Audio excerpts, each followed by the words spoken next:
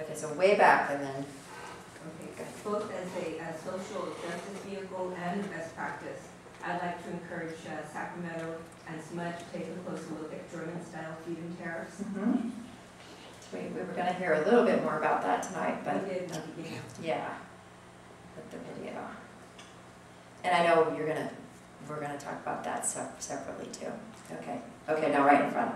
When we take a look at our built environment, let's not forget our landscape infrastructure and making sure that that is productive to create healthy living communities as well. Okay, so you're talking about food producing, and you're also talking about water conservation, like drip irrigation? Water conservation, things like bioswales, putting in green pathways to reduce particulate matter from the roadways so we're not getting that into our lungs. Energy conservation through greener landscapes, that type of things. Habitat creation, stormwater mitigation. So Davis started doing that in the 70s, didn't they? It just hasn't been embraced across the way. Yes, Dr. Kane. I think it might be interesting to look at a potential parallel to Homeboy Industries in LA with a green focus. I know they recently have financially gone belly up, but they've broken into solar. Brian Herb, who works with our program, worked with them down there to get their solar program set up. And I think something with the faith-based communities in parts of Sacramento, maybe teaming them up, doing local gardens and using solar energy to provide the watering system, the power water system. Some kind of combination along those lines. I think we could do something interesting. And I'll shoot you. Okay, great. Yes? There's a big opportunity for water recycling, recycling of wastewater, but there's pushback, even though there isn't science to confirm the pushback, or there is pushback that the sanitation is receiving, and I think that's something that needs better look. Gray water. Gray water. Gray water can also recycle water that goes through the plant that then can be used. The reclaimed. For non-potable. Yeah, the infrastructure cost issue on how you bring that back out. And I know the Building Industry Association has opinions on much of that. Yes? All right, so okay. My company's Better World Telecom's big idea is really going with this wave of flexibility in the workplace and using telecommunications to allow us to put work and home back together again, so we're not driving during rush hour traffic back and forth to a building each day and utilizing more space than we need to. So a telecommuting ordinance in every local government. We were never allowed to when I was at City Hall. Exactly. And private business. Yes? I was just thinking that as we develop and implement these great projects here in Sacramento, that we enable our school children to do field trips to them, and their curriculum materials maybe that can be shared in the classroom. Okay, so raising the green IQ all the way into the elementary level. Okay, and I know what Justin's here, he's got a green bus tour. Where's Justin? He's a green bus tour that he wants us all to go on, so we're going to talk about that on Monday. Yes? Go ahead. Okay, when you presented things, first of all you started talking about different companies, what they were doing, then you started talking about stories about different things that work. I think in order to get this across to the people who aren't required, people, as you do, use stories.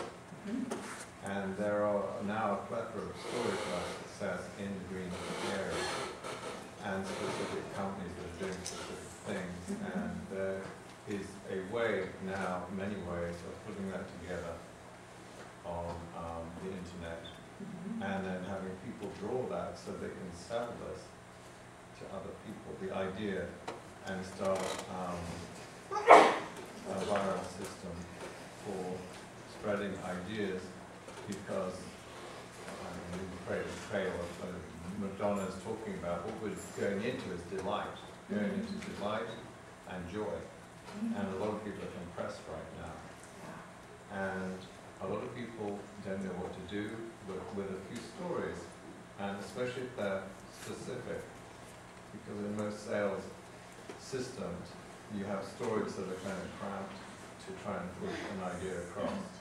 There are so many stories that can be used very specifically to get specific ideas across. To organize some kind of a place, it could be like a wiki, or it could be a little bit more rich in terms of the way that 3D publishing is going now, to allow people to train themselves and to latch onto stories and spread them. All right. And as far as this is a national or a global thing, but to bring somehow to focus that on Sacramento, to bring the idea that Sacramento is starting the way of bringing ideas together and working. So that's on an intellectual and story level. Then on a physical level, that would then establish a metaphor for what is actually going on here, which is bringing the businesses and doing it in a much quieter way, more effective movement into this new industrial revolution we're going through, that most people see as the collapse of everything that's important.